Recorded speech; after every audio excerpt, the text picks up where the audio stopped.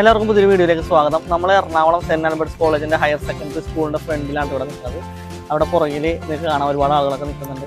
അപ്പോൾ ഇവിടെ ഒരു ശാസ്ത്രമേള നടന്നുകൊണ്ടിരിക്കുകയാണ്. അത് +2 BHSC +1 പിള്ളേരുടെയൊക്കെ ഒരു ശാസ്ത്രമേള ഇവിടെ നടന്നുകൊണ്ടിരിക്കുകയാണ്. ഓൾ കേരള ലെവലിൽ കേരളത്തിലെ പല ജില്ലകളിൽ നിന്നും വന്നിട്ടുള്ള ഒരുപാട് സ്റ്റുഡൻസ് ഇവിടെ ശാസ്ത്രമേളയിൽ പങ്കെടുക്കാനായിട്ട് വന്നിട്ടുണ്ട്. അപ്പോൾ നമ്മുടെ സെന്റ് ആൽബർട്ട്സ് സ്കൂളിൽ സയൻസ് പരമായിട്ടുള്ള ശാസ്ത്രമേളയാണ് നടക്കുന്നത്.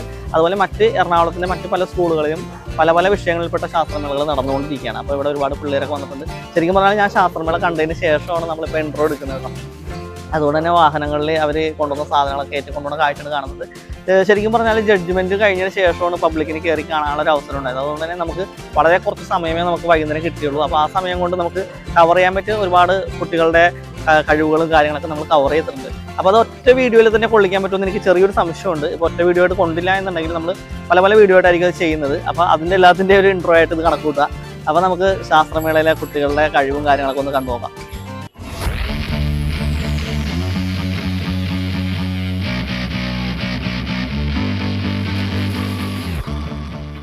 ഇത് പറയുന്നത് വെർട്ടിക്കൽ ആക്സിസ് വിൻഡ് ടർബൈൻ എന്നാണ്. അപ്പോൾ നമ്മുടെ ഇന്ധനവിലയും പരിസ്ഥിതി മലിനീകരണമൊക്കെ കൂടുന്ന സാഹചര്യത്തിൽ നമുക്ക് ആ വാഹനങ്ങളിൽ നിന്ന് എങ്ങനെ ഇലക്ട്രിസിറ്റി പ്രൊഡ്യൂസ് ചെയ്തെടുക്കാം, ആ ഒരു തോട്ട് വെച്ചിട്ടാണ് ഞങ്ങൾ vertical axis wind turbine design ചെയ്യുന്നത്. ഇതിന്റെ വർക്കിംഗ് എന്ന് പറയുന്നത് വാഹനങ്ങൾ പോകുമ്പോൾ ഉണ്ടാകുന്ന കാറ്റ് വിൻഡ് വന്നിട്ട് നമ്മുടെ റോട്ടർ ഷാഫ്റ്റിൽ തട്ടിയതിനു ശേഷം ഈ പുള്ളി കറങ്ങിയതിനു ശേഷം വർക്ക് ചെയ്യുകയും ചെയ്യും. അപ്പോൾ അത് ഇലക്ട്രിസിറ്റി പ്രൊഡ്യൂസ് ചെയ്യുമ്പോൾ നമ്മുടെ റെക്ടിഫയറോട് കടത്തി വിട്ടിട്ട് അതിനെ AC കറണ്ടിനെ DC കൺവേർട്ട് ചെയ്തതിന് ശേഷം അത് ബാറ്ററിയിലേക്ക് സ്റ്റോർ ചെയ്യും. എന്നിട്ട് നമുക്ക് ആവശ്യാനുസരണം ഓൺ ചെയ്യാൻ പറ്റും. ഇത് ഞങ്ങൾ പ്ലാൻ ചെയ്തത് ഹൈവേസിന്റെ സൈഡിലും മീഡിയനിലും വെക്കാനായിട്ടാണ്. അപ്പോൾ നമ്മുടെ കേരളത്തിൽ 2,16,300 മീറ്ററോളം NH ഉണ്ട്. ആ NH നമ്മൾ ഓരോ 100 മീറ്ററിലും ഒരു വെർട്ടിക്കൽ ആക്സിസ് വിൻഡ് ടർബൈൻ എന്ന രീതിയിൽ വെച്ച് കഴിഞ്ഞാൽ നമുക്ക് ഏകദേശം 2163 വെർട്ടിക്കൽ ആക്സിസ് വിൻഡ് ടർബൈൻ വെക്കാൻ പറ്റും. അതായത് നമുക്ക് മണിക്കൂറിൽ 2163 കിലോവാട്ട് വരെ ഉത്പാദിപ്പിക്കാൻ പറ്റും. പിന്നെ ഇത് ഓൾറെഡി ഡെൻമാർക്കിന്റെ ക്യാപിറ്റൽ ആയിട്ടുള്ള കോപ്പൻഹേഗനിൽ ഓൾറെഡി ഇത് യൂസ് ചെയ്യുന്നതാണ്. കറക്റ്റായിട്ട് ഇത് യൂസ് ചെയ്യുന്നുണ്ട്. പിന്നെ അത് മാത്രമല്ല, നമ്മൾ യൂസ് ചെയ്യുന്ന വിൻഡ് മില്ലിനെക്കാട്ടും ഏറ്റവും യൂസ് ആയിട്ട് നമുക്ക് ബെറ്റർ ഓപ്ഷനാണ് ഇത്. എല്ലാ വെതർ കണ്ടീഷനിലും വർക്ക് ചെയ്യുന്നതാണ്. ഹൊറിസോണ്ടൽ ആക്സിസ് വിൻഡ് ടർബൈനെക്കാട്ടിലും വളരെ ചീപ്പറാണ്. മെയിൻ്റെനൻസും റിപ്പയറിങ്ങും ഒക്കെ ഇതായിരിക്കും ഈസി. അതുകൊണ്ട് തന്നെ റെസിഡൻഷ്യൽ ഏരിയാസിൽ വെക്കുന്നതിനും ഇതായിരിക്കും ബെറ്റർ ഓപ്ഷൻ പറയാം. ഇപ്പൊ നമ്മുടെ സൊസൈറ്റിയിൽ ഇലക്ട്രിക് വാഹനങ്ങളിലെല്ലാം ഉപയോഗം കൂടുന്നതുകൊണ്ട് എന്തുകൊണ്ടും നമുക്ക് ഇലക്ട്രിസിറ്റിയുടെ അത്യാവശ്യം കൂടുകയാണ്. അതുകൊണ്ട് ഇങ്ങനൊരു പ്രൊജക്ട് ചെയ്യുന്നതുകൊണ്ട് നമുക്ക് ഇലക്ട്രിസിറ്റി കൂടുതലായിട്ട് ഉത്പാദിപ്പിക്കാനും പറ്റും, നമുക്ക് ബാക്കിയുള്ളത് പുറത്തേക്ക് വിൽക്കാനും പറ്റും. അപ്പോൾ ഇതാണ് വെർട്ടിക്കൽ ആക്സിസ് വിൻഡ് ടർബൈൻ. ഇത് ഹൈവേകളിൽ സ്ഥാപിച്ചു കഴിഞ്ഞാൽ ഹൈവേകളിൽ വാഹനങ്ങൾ കടന്നു പോകുമ്പോൾ ഉണ്ടാകുന്ന വിൻഡ് ഉപയോഗിച്ച് വൈദ്യുതി ഉണ്ടാക്കാൻ സഹായിക്കുന്നു. വാഹനങ്ങളുടെ കാറ്റിന് പകരം ഇവിടെ മുറിയുടെ അകത്തായതുകൊണ്ട് ഫാനാണ് തൽക്കാലം ഉപയോഗിച്ചിരിക്കുന്നത്. സോ കാറ്റ് ഉപയോഗിച്ച് റോട്ടറി ഷാഫ്റ്റ് കറക്കുകയും അതൊരു ബെൽറ്റ് വഴി ഒരു പുള്ളിയിലേക്ക് കൊടുത്തിരിക്കുകയാണ്. പുള്ളി കറങ്ങുമ്പോൾ ഉണ്ടാകുന്ന കറണ്ട് നമ്മൾ റെക്ടിഫയറിലൂടെ കടത്തിവിട്ട് AC കറണ്ടിനെ DC ആക്കി മാറ്റി അത് ബാറ്ററിയിലേക്ക് സേവ് ചെയ്യുന്നു. ആവശ്യമുള്ളത് നമുക്ക് ഉപയോഗിക്കാനും സാധിക്കും, ബാക്കിയുള്ളത് നമുക്ക് വിൽക്കാനും സഹായിക്കും കേട്ടോ. അപ്പോൾ ഇവിടെ ഒരു പ്രോപ്പറായിട്ടുള്ളൊരു സിസ്റ്റത്തിലേക്ക് കണക്ട് ചെയ്ത് കഴിഞ്ഞാൽ നമുക്ക് എത്ര യൂണിറ്റ് എങ്ങനെ കിട്ടും എന്നുള്ളത് പ്രോപ്പറായിട്ട് നമുക്ക് കണക്കൂട്ടാൻ സാധിക്കും. അതുപോലെ ഇവിടെ ഒരു ചാർട്ട് തയ്യാറാക്കി വെച്ചിട്ടുണ്ട്. അപ്പോൾ അതിൽ നോക്കിക്കഴിഞ്ഞാൽ കറക്റ്റ് കാര്യങ്ങളൊക്കെ നിങ്ങൾക്ക് വായിച്ച് മനസ്സിലാക്കാം. അപ്പോൾ ഇവിടെ ഒരു ഡയഗ്രാം വരച്ച് വെച്ചിട്ടുണ്ട്. അപ്പോൾ ഇനി നമുക്ക് അടുത്തൊരു പ്രൊജക്റ്റിലേക്ക് പോവാം. നമസ്കാരം. ഞാൻ ടാനിയ റോസ് തോമസ്. ഞാൻ പാർവതി വി നായർ. ഞങ്ങൾ പത്തനംതിട്ട ജില്ലയിൽ നിന്നുമാണ് വരുന്നത്. MHSC ഇടയാർമുള എന്ന സ്കൂളിൽ നിന്നാണ്. അപ്പം ഞങ്ങളിവിടെ പാസ്കലോയെ റിലേറ്റ് ചെയ്തിട്ടുള്ള ഇംപ്രവൈസ്ഡ് എക്സ്പെരിമെന്റ് ആണ് ഞങ്ങളിവിടെ ചെയ്തിരിക്കുന്നത്.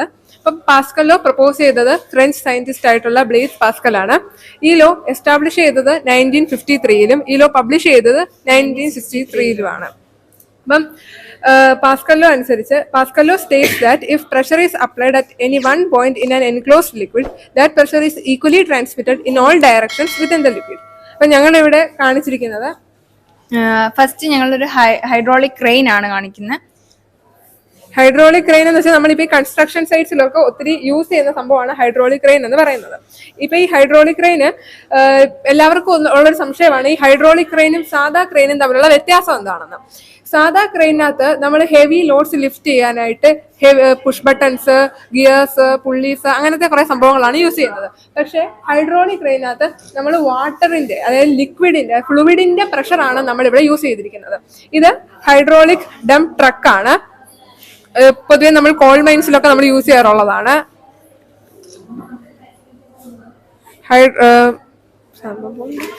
ഹൈഡ്രോളിക് ഡ്രം ട്രക്ക് എന്ന് പറയുമ്പോൾ ഇതും ഞാൻ നേരത്തെ പറഞ്ഞ പോലെ തന്നെ എല്ലാവർക്കും ഉള്ള ഒരു സംശയമാണ് ഇതും അതും തമ്മിലുള്ള വ്യത്യാസം എന്താണെന്ന്. ഇതെന്ന് പറയുമ്പോൾ വാട്ടർ, അതായത് നമ്മുടെ ഫ്ലൂയിഡിന്റെ പ്രഷർ ഉപയോഗിച്ചാണ് ഇത് വർക്ക് ചെയ്യുന്നത്. പക്ഷെ മറ്റ് മെക്കാനിക്കൽ ട്രക്സ് ഒക്കെ നോക്കുവാണെങ്കിൽ അതിനകത്ത് ഗിയേഴ്സ്, പുള്ളീസ്, അങ്ങനത്തെ സംഭവങ്ങളാണ് യൂസ് ചെയ്യുന്നത്. ഇത് ഹൈഡ്രോളിക് ബ്രിഡ്ജ് ആണ്. പിന്നെ നമ്മൾ മൂവിംഗ് ബ്രിഡ്ജ് എന്നും പറയാറുണ്ട്. മെയിൻലി എക്സാമ്പിൾ ലണ്ടൻ ബ്രിഡ്ജ് ഒക്കെയാണ്. പിന്നെ ഇന്ത്യയിൽ തന്നെ ഇതിനൊരു എക്സാമ്പിൾ ആണ് പാമ്പൻ ബ്രിഡ്ജ് എന്ന് പറഞ്ഞാൽ തമിഴ്നാട്ടില്.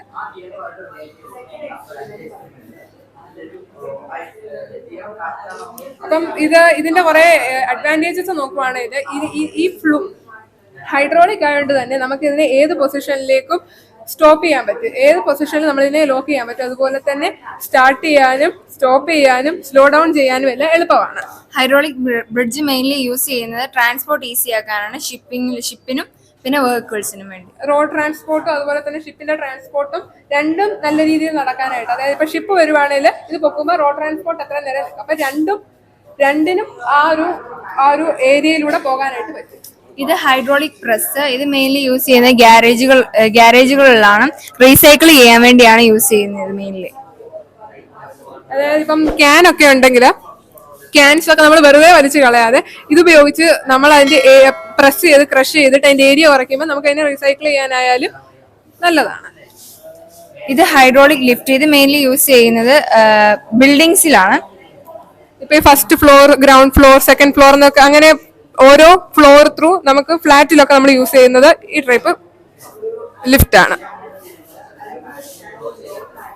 ഇത് ഒരു തരം ലിഫ്റ്റ് ആണ്. ഇത് മെയിൻലി യൂസ് ചെയ്യുന്നത് കാർ വാഷിംഗ് സെന്റേഴ്സിലാണ്.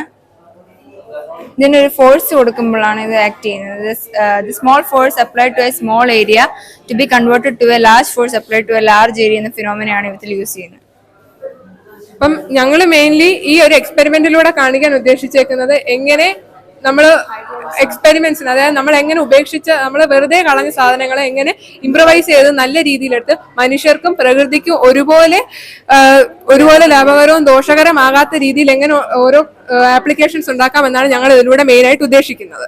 അപ്പം ഇതിന്റെ കുറെ അഡ്വാൻറ്റേജസ് നോക്കുവാണെങ്കിൽ മെക്കാനിക്കൽ, ഇലക്ട്രിക്കൽ സിസ്റ്റത്തെ ഒക്കെ കമ്പയർ ചെയ്ത് നോക്കുമ്പം ഇതിനകത്ത് യൂസ് ചെയ്യുന്നില്ല, നോൺ പൊല്യൂട്ടന്റ് ആണ്, എക്കണോമിക്കലി ആയാലും നമുക്ക് അഫോർഡബിൾ ആണ്. നോൺ പൊല്യൂട്ടന്റ് എന്ന് പറയുമ്പോൾ ഇത് ഒത്തിരി സൗണ്ട് പ്രൊഡ്യൂസ് ചെയ്യുന്നില്ല. അപ്പൊ അങ്ങനെ ഒരു രീതിയിൽ നോക്കിയാൽ നോയിസ് പൊല്യൂഷൻ കുറയ്ക്കുകയും കൂടാണ് ചെയ്യുന്നത്. അതുപോലെ ഇപ്പൊ നമ്മൾ മനുഷ്യർ നമ്മുടെ സുഖം മാത്രമേ ഏതൊരു പുതിയ കണ്ടുപിടുത്തം ഉണ്ടാക്കിയാലും നോക്കാറുള്ളൂ. അപ്പൊ നമ്മൾ നമ്മുടെ സുഖം മാത്രം നോക്കാതെ നമ്മുടെ ഫ്യൂച്ചർ ജനറേഷനെയും കൂടെ നമ്മൾ കൺസിഡർ ചെയ്ത് പ്രകൃതിയെ കൂടെ നമ്മൾ കൺസിഡർ ചെയ്ത് പ്രകൃതിക്കും ദോഷം വരാത്ത രീതിയിൽ ഇങ്ങനെ ഓരോ ലോസ്, അതിന്റെ അർത്ഥം മനസ്സിലാക്കി നമ്മൾ ഓരോ കാര്യങ്ങൾ വെറുതെ വലിച്ചെറിഞ്ഞ് കളയാതെ അതിന്റെ ഉപയോഗം മനസ്സിലാക്കി അതിനെ നമ്മൾ കറക്റ്റ് ആയിട്ട് ഒരു പ്രോപ്പർ വേയിൽ നമ്മൾ അതിനെ ഡെവലപ്പ് ചെയ്ത് കഴിഞ്ഞാൽ നമുക്കിങ്ങനെ നമ്മുടെ കൺട്രിക്ക് തന്നെ ഡെവലപ്മെന്റ് സാധ്യമാകും. Thank you.